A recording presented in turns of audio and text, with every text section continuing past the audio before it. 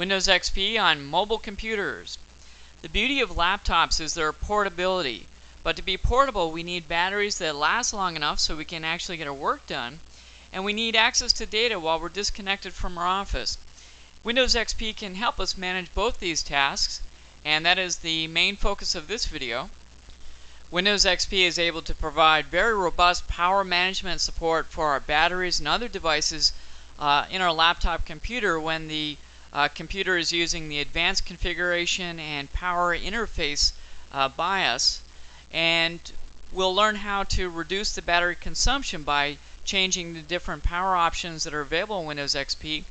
And then we'll finish off by learning how we can manage access to the data that we need while we're disconnected from our office. So first off, let's take a look at the power management support that's available in Windows XP. I'm going to bring up another whiteboard here. When Windows XP is installed on a laptop computer that supports the advanced configuration power interface BIOS, the basic input-output system, this will allow the operating system to control power management. And in this configuration, Windows XP is able to very intelligently direct power to devices such as a network adapter as power is needed. And this can considerably reduce the consumption of battery power on our laptop computers.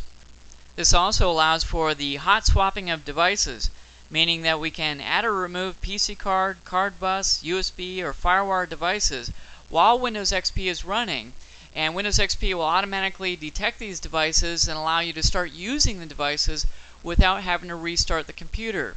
And this is referred to as hot swapping.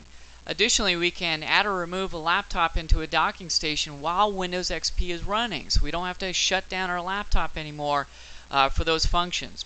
In order to make this magic work, we must have a laptop with the ASPI BIOS, and if we have the compliant BIOS, Windows XP will install the ASPI HAL, which gives us all this support during the installation phase. This stands for the hardware abstraction layer. This layer acts as a filter between parts of the operating system and the computer hardware, such as the CPU. And this filtering allows the different computer hardware devices to look the same to the operating system, and this allows Windows XP to run on different computer hardware platforms. This process is very similar to filing our taxes. We can either learn about all the different tax laws to try to get as many deductions as possible, or we can hire an accountant which knows about all the tax laws and acts as a buffer or filter between us and the tax laws. So the accountant is similar to our hardware abstraction layer. It's filtering information between us and, in this example, our tax laws. And the tax laws would be the equivalent of all of our different hardware devices. There are actually two HALs available for power management support in Windows XP, the ASPI HAL or the APM HAL, the Advanced Power Management HAL. And this APM HAL doesn't provide the same level of power management support that ASPI HAL has. And we can see which HAL we have by using our device manager. And we can access the device manager by clicking on Start. Select My Computer, right-click My Computer, choose Manage, and click on Device Manager on the left-hand side. Then on the right-hand side, at the very top here, click on Computer, expand that, and here we see what type of HAL has been loaded, either ASPI, which we have right here, or APM.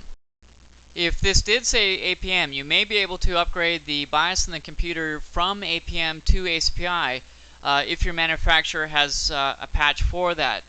However, this power management HALs can only be installed during the installation phase.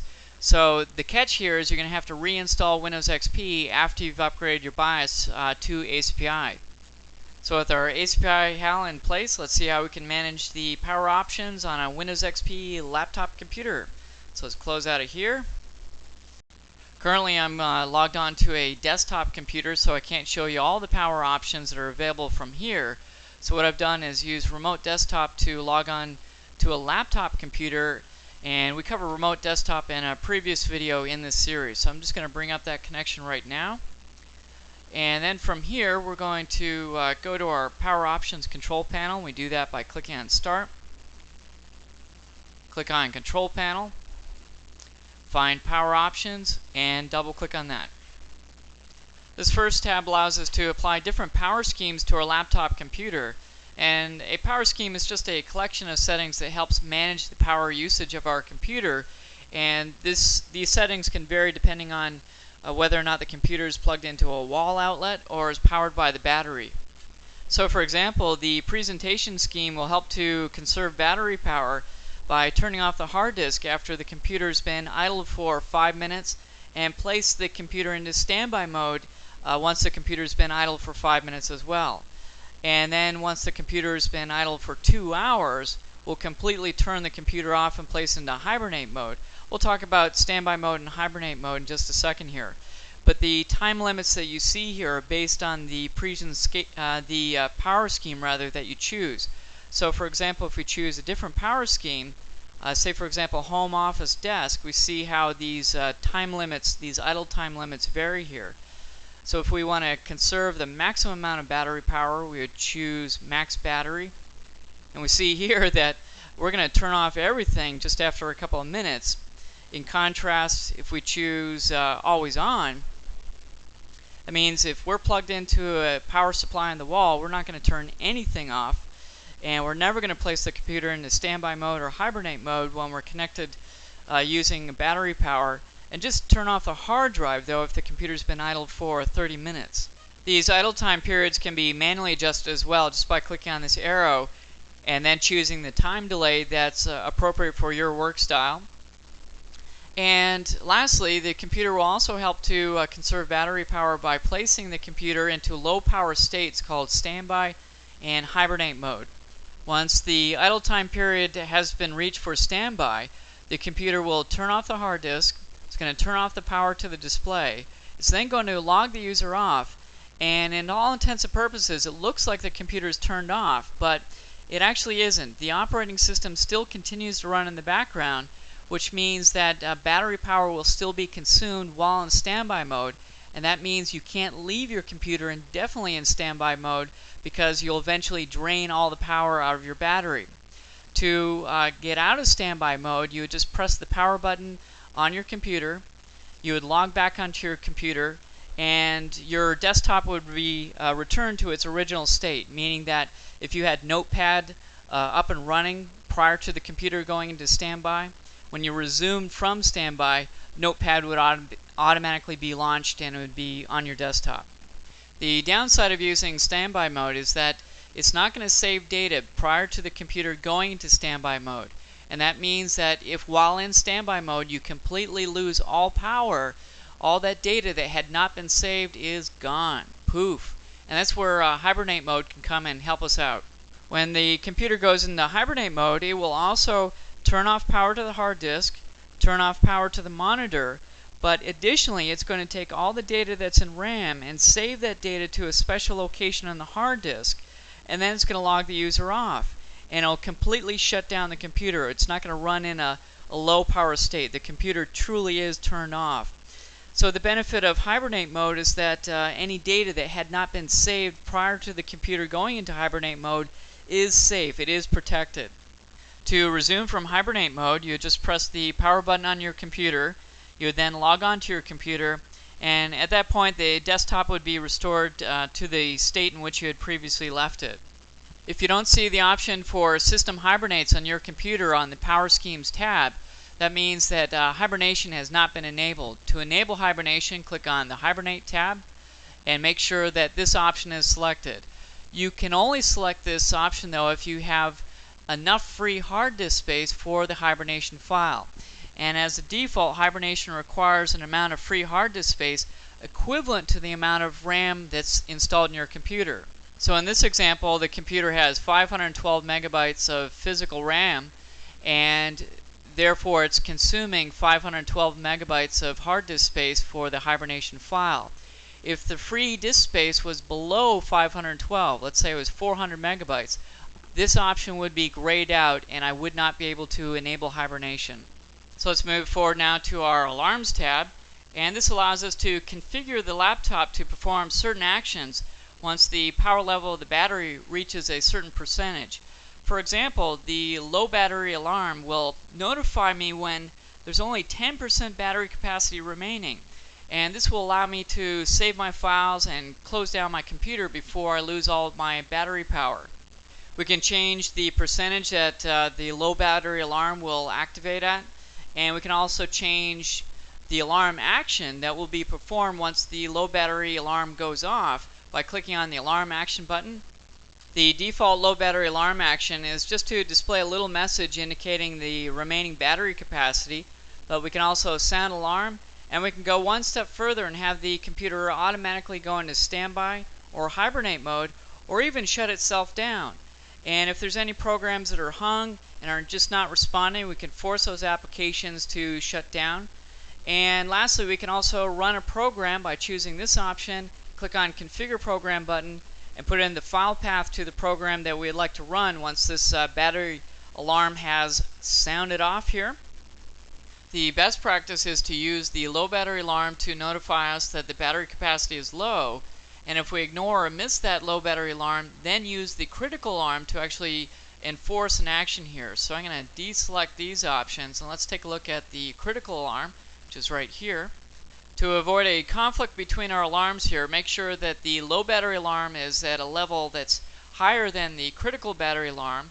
So once the low battery level has been reached and we ignore that action, then the critical battery alarm will kick in, and the default alarm action is to display a message that the computer is about to go into hibernate mode. And hibernate is probably the best option because that will help to ensure that any data that had not been saved will be saved. But you can also manually come in here and choose the options that are appropriate for your work style.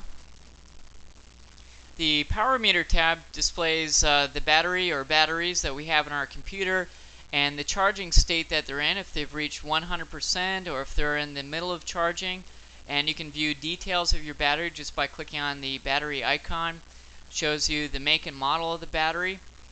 And the next tab, Advanced, displays some cool options.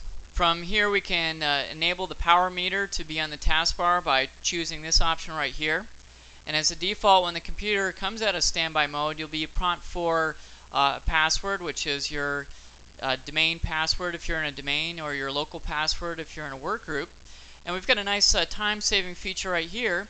When you shut the lid of your computer, automatically perform an action. Put the computer into standby mode, do nothing, I like that, or put the computer into hibernate mode. Additionally, we can also tell the computer to go into different modes when we press the power button. Go into hibernate mode, standby mode, do nothing, or ask me what to do. I'm looking for the option make me a cup of coffee and answer all my emails. I haven't seen that yet. And then the next option, when I press the sleep button on my laptop computer. Some laptop computers have this option, and when I press that button, what should I do? Ask me what to do nothing, standby, hibernate, etc. You may also see a sleep button on some desktop computer keyboards as well.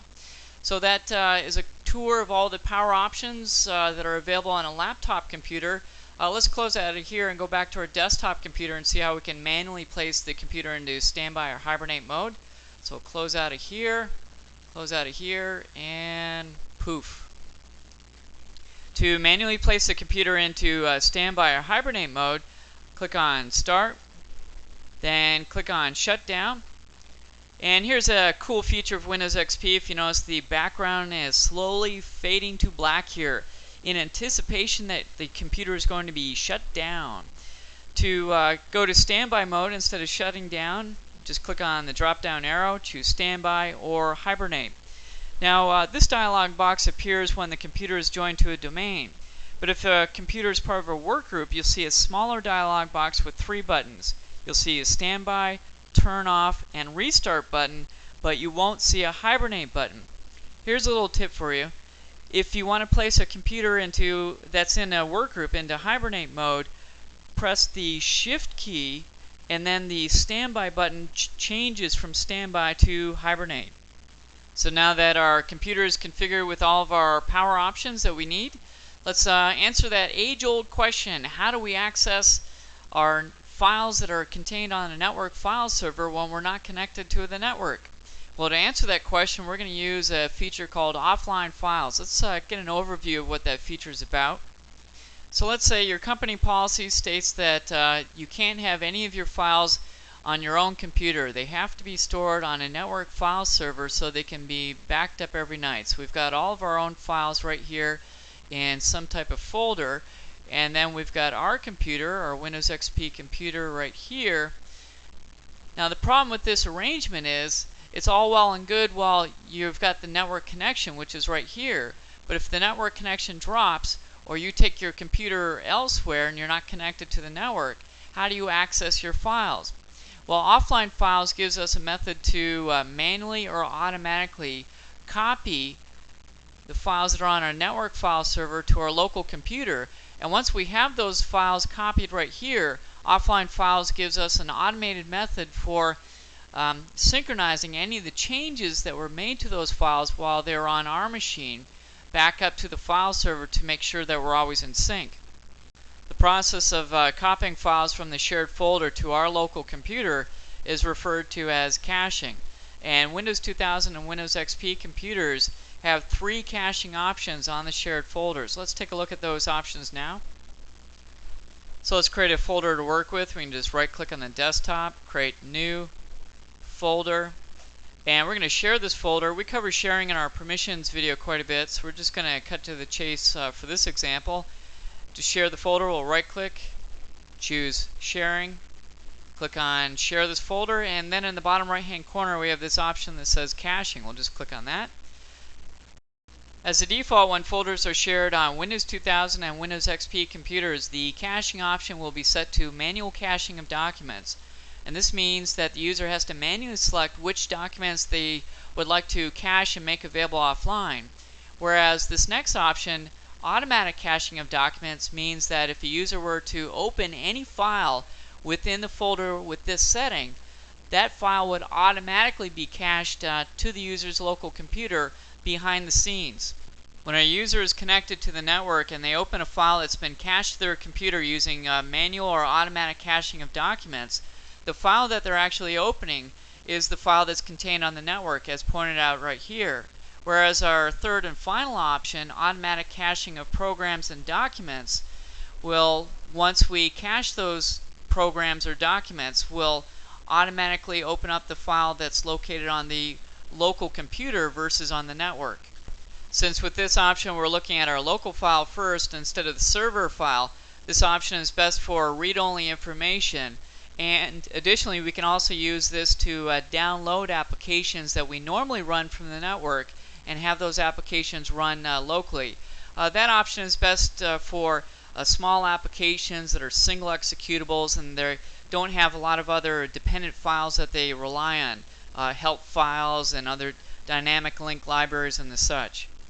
So what we're going to do next is connect to a file server that has a SharePoint that's set to manual caching of documents, and connect to another SharePoint that has the setting of automatic caching of documents. So let's close out of here and take a look at that right now. So we're going to browse to our network file server by clicking on Start, then click My Computer, then on the left hand side underneath Other Places, click on My Network Places, and then click Entire Network. Then on the right hand side we're going to our Microsoft Network, and our Microsoft Network is called Nugget Lab, and our file server is DC Nuggets. And on this file server we're going to use the automatic SharePoint and the manual SharePoint. Let's start with manual first. So we have this file here called Important Stuff that we want to cache to our computer so we can access it while we're disconnected from the network, and we do that by selecting the file, then right click the file, and then choose Make Available Offline. When we choose this option, a wizard appears for the first time that we make a file available offline. This wizard, however, won't appear for any subsequent files that are made available offline. And this wizard just helps us to configure some of the offline settings. So let's click on Next and take a look at some of the options. This page shows us that offline files will be marked with this little icon so we can differentiate offline files from our local files. And additionally, if you make any changes to your files while you're away from the network, would you like those changes to automatically be synchronized to the file server when you log off and log back on? Absolutely. So let's click on that. Let's go forward here. As a default, offline files will display a little computer icon in the notification area notifying you that you're offline, which is kind of funny if you think about it. If you've got your laptop computer and you're on an airplane, you know you're disconnected to from the network. So why would you want this option? Well, it's actually a handy little option to have if you are connected to the network back in your company office, but the network goes down and you would like to be notified that, hey, now the network is down and you're working on an offline file. So I actually recommend that you keep that option enabled. And would you like to place a handy dandy shortcut to all of your offline files in the desktop? Sure, we'll give that a shot and then click on Finish. And that synchronized our first file. So the important stuff file has now been cached to our computer, and we can tell that it's an offline file due to this icon right here. And if we close out of our network connection and take a look at our desktop, we see that we have our shortcut to our offline files in our desktop. And if we open up this folder, we see our file that's been cached locally. So imagine, if you will, we're now on an airplane going to a business trip. We have our laptop and we want to make a last-minute edit to this important stuff document while we're in flight. So we're going to open up our laptop, double-click on the locally cached copy of our important stuff document, and we want to make a couple of last-minute edits. So we're just going to type something in here. This is an edit. So while we're on the airplane, we make that change, file, save, and then once we've landed and we've gotten connected to the network, we want to synchronize the change that we made while we're on the airplane back to the file server at our company network. There are several methods for synchronizing our offline files with the file server. The default is to synchronize the files when you log off and when you log on to the computer, but we can see all the synchronization options by going up to the menu bar and choosing Tools and then choose Synchronize. This page shows us all the files that we have made available offline, and we can deselect these options to stop synchronizing these files. And offline files also will cache your home page locally as well, so you can read that while you're offline. And we can see the rest of the synchronization options by clicking on Setup. In our configuration here, we're going to synchronize when we log on and log off our computer, or we can be prompted to determine which files we want to synchronize by choosing this option, Ask Me Before Synchronizing. Additionally, we can determine which type of network connection we want to synchronize our files on. So if we have a nice high-speed LAN connection, let's go ahead and synchronize our files. But if we are connected to the network with a slow dial-up connection, we could grow old waiting for our files to synchronize if we have a lot of offline files.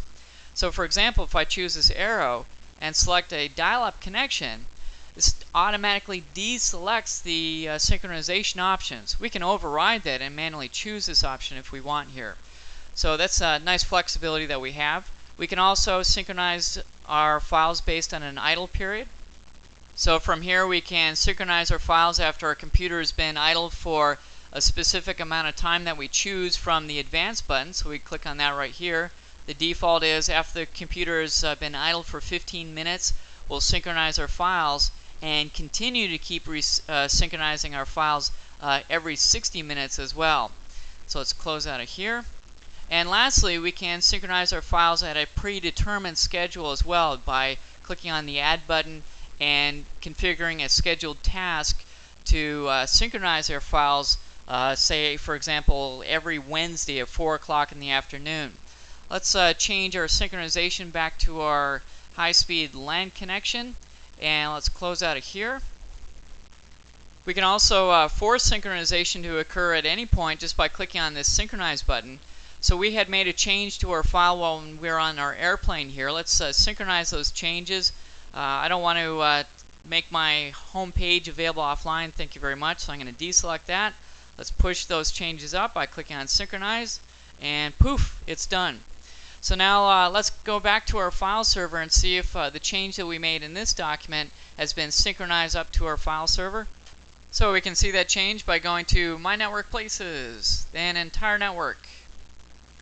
And then we're going to our Microsoft Network, and we're going to Nugget Lab, and then to our file server, and then we're looking for our manual folder that we had cached our file from. Here it is. So now when we double click on this file, we should see that change. Drum roll please. And there's the change. Synchronization worked. Yeehaw! Let's close out of here. Now let's try our automatic caching of documents and see if that works. We'll go back up one level here. Let's go to our SharePoint called Automatic. So now when I just simply double click on this file to open it up, behind the scenes this file should have been cached to our computer. So let's close out of here and close out of our network connection and see if that actually took place. We'll go to our offline files, and indeed it has. There it is. If you notice, we have a little difference between our icons here. Files that have been cached from folders that are set to automatic caching of documents are referred to as temporarily available offline, whereas manually cached files are permanently cached offline. And we can see this difference by changing our view option. We can do that from here. Click on Details, and if we scroll over to the right a little bit, we see that the availability for a manually cached file is always available offline or permanently, whereas our second file that was cached automatically is temporarily available offline.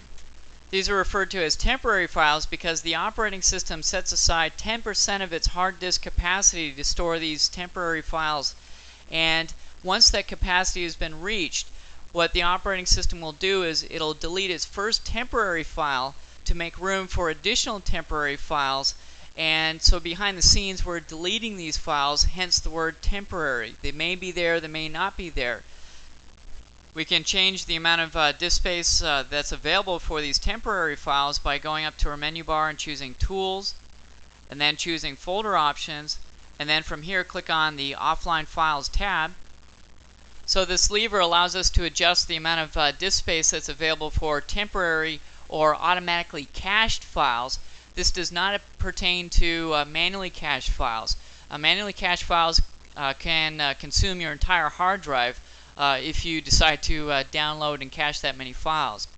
Additionally, we can disable the offline files feature right here. So that would remove the make available offline option on our context menu. If this option was disabled, we can decide whether or not we want to synchronize our files when we log on or log off right here. And would we like to display that little computer icon in the notification area that the wizard had told us about every 60 minutes to tell us that we're offline? And would we like to create our offline folders shortcut on the desktop if we had not done that using the wizard?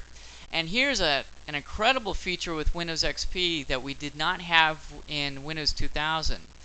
If we have sensitive documents that we have cached offline, would we like to encrypt our offline files cache? Yes or no?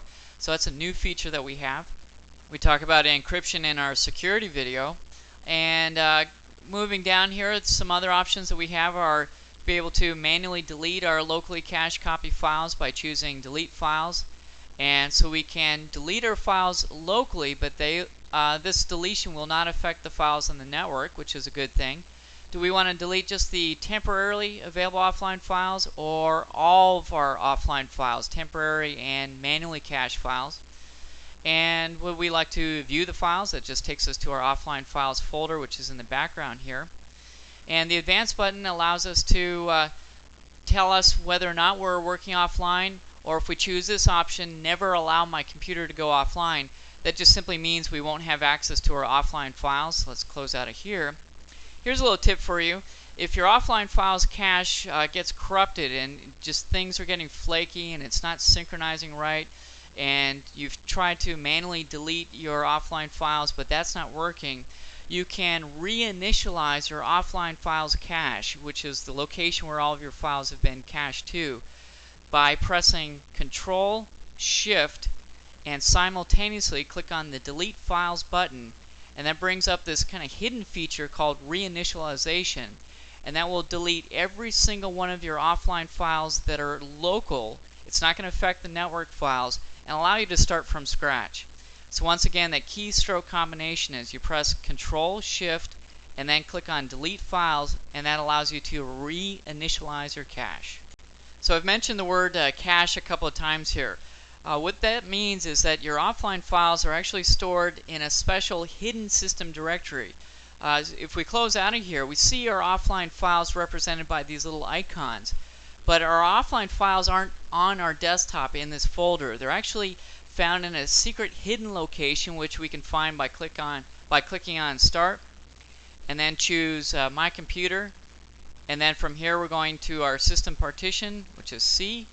And then from here we're going to our Windows directory. And then in our Windows directory, you have to make sure you've turned on your View Hidden Files option, which you do by going up to the menu bar and choose Tools, Folder Options, click on View, and then choose Show Hidden Files, and then deselect Hide Protected Operating System Files Recommended. We've already done that. And the end result of that is that we can see this hidden system folder called CSC, which stands for Client-Side Cache. This hidden directory contains all of our offline files, both temporary and permanent. And the downside of having this directory on our system partition is that if you've downloaded and cached gigabytes and gigabytes worth of offline files, that's consuming all of the space on your system partition, or potentially could. And that can choke your operating system. Your operating system needs space for temporary files, it needs space for printing, it needs space for defragmenting your files.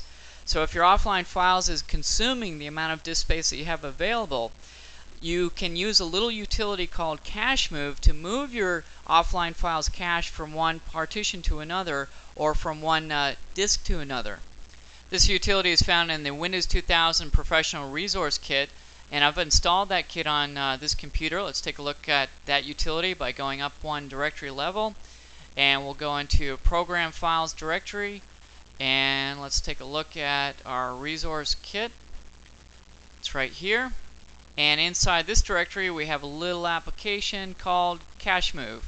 And if we just double click on this little executable, that allows us to move the cache from our C partition, and in this example to the E partition, and do all the house cleaning that's involved with moving the cache. So let's cancel out of here, close that.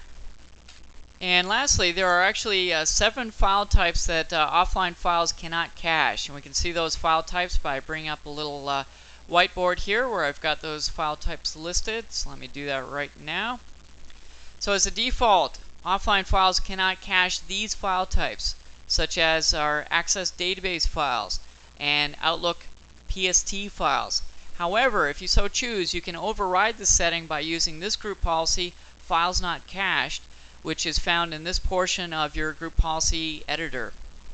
And with that, ladies and gentlemen, that brings us to the end of this video, where we started by looking at our power management options that ACPI has to provide with our hot swappability, and then we took a look at how to configure our laptop power options for power schemes, automatically putting the computer into standby and hibernate mode, configuring hibernation, and our different alarm actions. And then we saw how we can take files from our network and make them available offline when we're disconnected from the network by configuring our different SharePoint caching options, by configuring our different synchronization options, and we looked at the administration of our cache and our temporary available offline files.